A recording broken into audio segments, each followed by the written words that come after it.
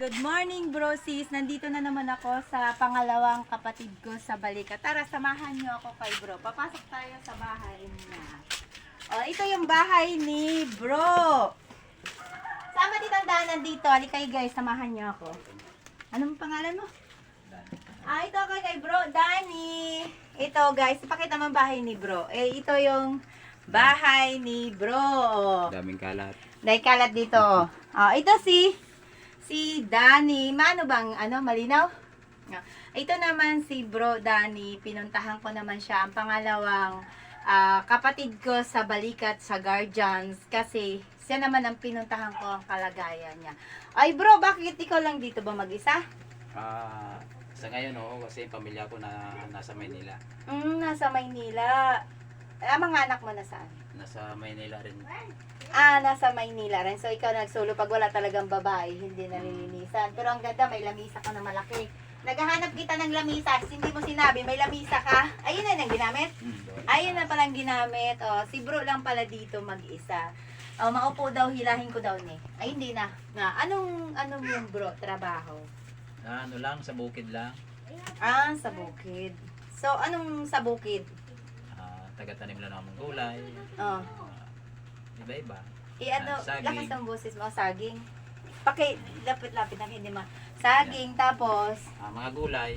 so tinitinda mo din siya. Binipinta ko lang, di naman ako nagtitinda. Binipinta ko lang ng wholesale. Ay, sa'yo yan tanim. Tanim mo. So, magkano naman ang saging? Kilo? Ano lang, mura lang. Pag hinog, 12. Pag hilaw,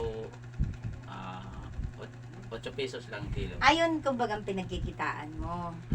Ay, diyan ka kumuha sa pagkain. So si bro, ito yung pangalawa kong sa Balikat na si Danny. Kasi pumunta talaga ako, binisita ko sila habang may time ako na wala akong ginagawa ngayon. So pinuntahan ko ang mga kalagayan nila. So isipin mo bro, bakit ka sa Guardians? Nagsanib ka pa, kumbaga umano ka pa sa grupo ng Guardians na nagbibigay tayo, kumbaga nagpa-feeding tayo, na-share mo pa ang blessing mo, na nagtitinda ka lang ng saging. Nagawa mo pa magtulong sa mga kabataan. Ano lang, kahit kunting kita, makatulong tayo sa mga kabataan, kahit kunti lang, masaya na ako doon. Hindi ka ba saan sa Guardians, wala naman tayong sweldo. Kumbaga, pumayag ka pa na magsali sa grupo natin na bilang namuno sa inyo, na nirecruit ko kayo, hindi kayo nagdadalawang isip na sumali, na ma-share pa ang hanap buhay nyo sa magpapapasaya sa mga bata tulad sa pagpa-feeding natin, tas pag-community service, kinuha ko ang oras nyo. Pero andyan kayo, hindi ka ba nagsisisi sa grupo? Hindi kasi unang-una, pinag-isipan ko naman yan hindi lang 2 beses, pinag-isipan ko naman na talagang maganda naman ang layunin ng Guardian, itong organisasyon na sinaniban ko. Kaya willing man akong tumulong kahit konti lang. Isipin nyo, naririnig nyo ang pangalawang kapatid ko sa Balikat. Kumbaga, naririnig nyo ang niya na kahit nagtitinda lang po siya ng, may tanim siya sa bukid. Naitinda niya, naigawa pa niya ma-share, at saka na niya pa ang oras niya, nag-community service isang araw. Ang ko lang sa iyo, bro, bakit wala dito yung mga anak mo? Siguro mas pinili ng ina na doon sila kasi yung nanay naman nila medyo may trabaho naman. Kaya siguro doon muna siguro. Ganun.